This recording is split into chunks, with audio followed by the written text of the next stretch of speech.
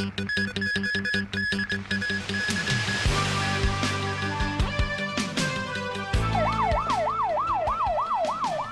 major pileup near Incheon International Airport leaves 2 dead and 68 injured.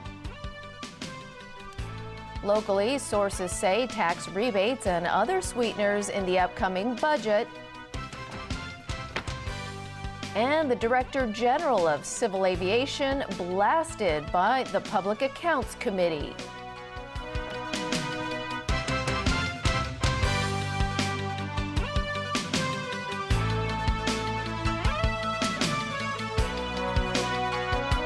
Good evening. An horrific traffic accident today in South Korea. A pileup involving about 100 vehicles near Incheon International Airport killed 2 people and injured 68. Local media reports say 7 of those hurt are Chinese. The Chinese ambassador to South Korea doesn't believe anyone from Hong Kong was involved. Jameson Wong has more. It happened on a bridge connecting the airport, which is on an island, with the mainland. The pileup occurred this morning in a lane bound for Seoul. Authorities say thick fog and icy road conditions were at least partly to blame. This driver said visibility on Yongjong Bridge was poor. Even though I wasn't going that fast, at just 20 to 30 kilometers an hour, my vehicle hit the car in front. Then 4 cars traveling behind bumped into me. Police confirmed that visibility was about 10 meters at the time of the pileup. Local media reports say it started when an airport limousine crashed into a sedan on the 4.4-kilometer-long bridge. Some of the crash victims were seriously hurt. About 20 foreigners were among those injured. The foggy weather also caused flight delays at Incheon International Airport today. In a similar accident in South Korea in 2006, a 29-vehicle pileup on another bridge, also in foggy weather, left 11 people dead and more than 50 injured. Jameson Wong, TVB News. In local news, the financial secretary is expected to roll out a series of sweeteners in the budget to be announced in 2 weeks. Sources say there will be tax rebates and other relief measures. Liz Yoon has more. Financial Secretary John Tsang said earlier that the government will have a budget surplus in each of the next few years. Now, sources point out that a deficit is usually recorded early on in the fiscal year, which begins in April. But this time, thanks to higher stamp duties, a surplus has already been recorded since November. After deducting a $27 billion housing reserve, the government could still see a surplus to the tune of $60 billion. That could mean a series of relief measures. Sources say as far as salaries tax is concerned, taxpayers could get a 75% rebate, capped at more than $10,000. Last year, the cap was $10,000. The child allowance will be raised from the current $70,000 to $80,000. In addition, 2/4 of rates will be waived for homeowners. And public housing rents could be waived for 1 month. This follows reports that the government planned to scrap the waiver. Considering the effects brought about by the Occupy movement, the government also plans to reduce or waive license fees for 5 sectors. These are hospitality, tourism, food and beverages, retail and transport. There are also calls for John Tsang to look beyond tax concessions. The accountancy firms are predicting reserves or surplus in the budget ranging from $30 billion to $60 billion. Some middle-class people told me they do not merely want a tax rebate. They hope that the government will grow Hong Kong's economy and boost the upward mobility. Meanwhile, legislators have continued to voice out what they hope to see in the upcoming budget, such as more allowances and tax rebates for parents and measures that would boost foreign investors' confidence in Hong Kong. Liz Jun, TVB News.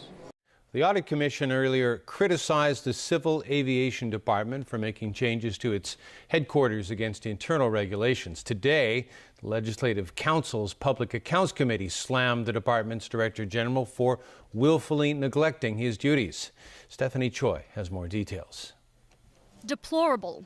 That's how LegCo's Public Accounts Committee, or PAC, described Director General of Civil Aviation Norman Lowe's behavior in its report on the construction of the department's new headquarters. Back in 2008, LegCo approved a $2 billion budget for the project. An audit commission report later revealed violations of internal regulations and guidelines in the project, including the construction of bathroom facilities in the Director General's office. Only secretary or permanent secretary of grade 8 that they are allowed to have a private toilet, and the director of civil aviation is not in that category. Yes, and he purposely built one for himself. That is a violation. And secondly, using the 1,500 square meters of future space reserved for expansion up to until 2025, he put it into today's use. That's also a violation. The PAC's report said the Civil Aviation Department's deliberate failure to mention the inclusion of certain facilities and space in the project in documents presented to LegCo undermines LegCo's role in overseeing the use of public funds. We would like to see in the future that these documents must be accurate, comprehensive, and not misleading in order for legislators to give an informed and, correct view to approve the expenditure. The PAC's report also rejected Norman Lowe's claims that he didn't know what was going on and slammed the Architectural Services Department for failing to make sure the Civil Aviation Department complied with regulations and guidelines. PAC Chairman Abraham Sheck pointed out that such blatant violations of regulations for civil servants seldom occur and that it's up to the government to decide what sort of punishment those involved deserve. The Civil Service Bureau said when deciding on punishment, it'll take into consideration the severity and nature of violations, among other factors, including the rank and record of the civil servant involved. Meanwhile, the Civil Aviation Department said it's learnt its lesson and is now preparing an investigative report, which will be submitted to the Transport and Housing Bureau. And the Transport and Housing Bureau said it'll decide on areas of improvement other than those highlighted by the Audit Commission after going through the Civil Aviation Department's report. Stephanie Choi, TVB News. The Public Accounts Committee also criticized the Labor and Welfare Bureau and the Social Welfare Department for not doing their best in offering elderly care services. The committee called the current provision of medical care and long-term care services totally unacceptable, criticizing the long waiting list for residential care services. Members pointed out that 5,700 senior citizens died while still waiting for subsidized places at homes for elderly. In a society as affluent as Hong Kong, we are mistreating our old people who certainly had contributed a lot to the development of Hong Kong. So we owe them. And we hope that by this PAC report, we could draw sufficient attention on the part of the administration to this unbearable situation. The Department of Justice has said that a decision will be made by the end of the month whether to prosecute Marine Department officials implicated in the 2012 Lama ferry disaster. Meanwhile, the jury in the manslaughter trial of the two skippers involved in the deadly collision has retired to deliberate the verdict. Diane Toh reports. Hong Kong Electric's Lama 4 skipper Chow Chi-wai and Hong Kong and Kowloon Ferry Sea Smooth captain Lai Sai-ming were allowed out on bail during the jury's deliberation, but had to stay near the High Court. Both have pleaded not guilty to charges of manslaughter and endangering the safety of others at sea laid against them in connection with the National Day boat collision in 2012 near Lama Island. The disaster left 39 people dead. The prosecution has accused the pair of being grossly negligent in their navigation. Deputy High Court Judge Brian Keith reminded the jury to base their decisions solely on the evidence presented in court and not their sympathy towards those who suffered in the tragedy. He pointed out that while an expert witness had said a watertight door could have slowed the Lama 4's sinking, no one has said in court that the skipper should be held responsible for the missing door. The judge also highlighted the fact that the Lama 4's shipbuilding plans did not match up, but were approved by the Marine Department, and after the vessel was built, it also passed the department's annual inspections many times. He said the jury does not need to consider who should be held responsible for the missing watertight door. They only have to consider whether the two defendants' negligence caused the deaths. The judge said there were many factors contributing to the collision and the fatalities. But as long as members of the jury believe there was gross negligence on the part of the coxswains, and that was a key cause of the many deaths, then they should return a guilty verdict. After 60 days of trial, the 9 jury members now have to try to reach a majority verdict at least a ratio of 7-2. Diane To, TVB News. Top Chinese and American diplomats have held talks ahead of President Xi Jinping's state visit to the U.S. later this year. Foreign Minister Wang Yi met today with visiting U.S. Deputy Secretary of State Tony Blinken in Beijing. The talks came after President Xi and his American counterpart Barack Obama spoke on the phone. The White House said Obama called for swift work to narrow the differences between the two countries on cyber-related issues. Beijing has now confirmed that the Chinese leader will make the state visit to the U.S. in September.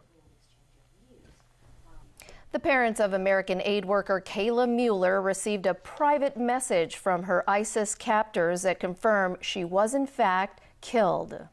While U.S. intelligence has authenticated her death, they do not believe ISIS claims that Jordanian fighter jets killed her by bombing the building that Mueller was in. In an emotional tribute to Kayla Mueller, her family and friends said she died doing what she loved and asked the world to remember her as a crusader for peace. Kayla's calling was to help those who were suffering, whether in her hometown of Prescott or on the other side of the world. She has done more in her incredible 26 years than many people could ever imagine doing in their lifetime. And she says that she found freedom even in captivity, and that she is grateful. And so her light shines. After all, helping war-ravaged Syrians was her passion. I reject the brutality and killing that the Syrian authorities are committing against the Syrian people. Because silence is participation in this crime. Military strategists have long insisted deploying boots on the ground is the only way to dismantle Islamic State. Many Americans blame the Obama administration for letting ISIS fester and continue its murderous rampage on hostages like Mueller. But Obama defended his ISIS policies and claimed they missed freeing Mueller by a hair. I deployed an entire operation at significant risk to rescue not only her, but the other individuals that had been held, and probably missed them by a day or two. ISIS captured Mueller on August 4th, 2013, as she was leaving a Syrian hospital where she had just visited victims. The White House believes ISIS killed Mueller because the Jordanian airstrike that ISIS claims killed her was clear of civilians. That there is no evidence of civilians in the target area prior to the coalition strike taking place. Facing pressure to do more than just airstrikes, later today, Obama will propose to Congress deploying U.S. combat troops to fight Islamic State. A move Obama insists will still bar boots on the ground. And still ahead in our newscast, 3 investors express interest in acquiring ATV shares. A study finds 2 out of 3 Hong Kong people face a shortage of retirement funds. And a switch identity case in France.